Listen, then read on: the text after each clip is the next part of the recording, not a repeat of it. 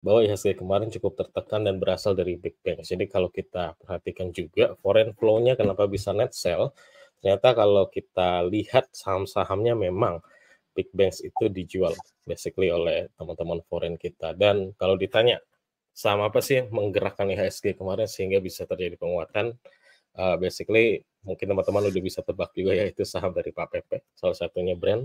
Lalu ada beberapa names yang akhirnya bisa bergerak cukup kencang, salah satunya Petro juga gitu ya.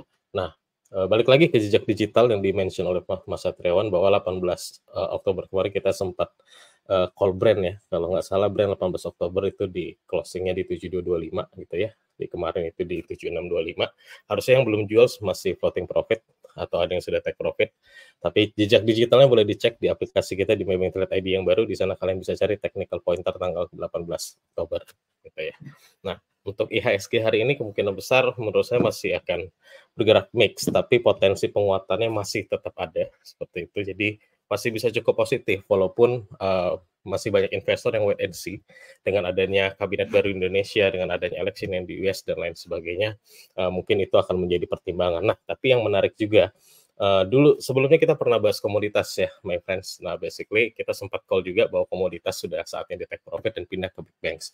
Dalam view saya, big banks masih cukup seksi kalau my friends melihat ini untuk let's say sampai akhir tahun gitu ya, big banks ini masih menjadi pilihan yang baik ya. Dan dari semua banks mungkin BBNI dan BBRI ini masih punya potensi upside yang cukup baik, karena kalau kita bandingkan dengan harga historis sebelumnya, upside-nya masih cukup jauh dibanding BMRI ataupun BBCA seperti itu. Nah, yang kedua, mungkin yang menarik juga kalau my friends bisa lihat ke harga CPO. Kalau kita perhatikan harga CPO ini masih cukup rally gitu ya, dan sudah mendekati harga tertinggi yang pernah terjadi di bulan April.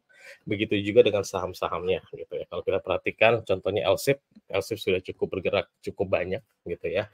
Tapi kalau teman-teman mau cari yang laggard, bisa perhatikan AALI gitu ya, AALI nanti mungkin secara teknikal akan dibahas oleh Mas Iwan. Thank you.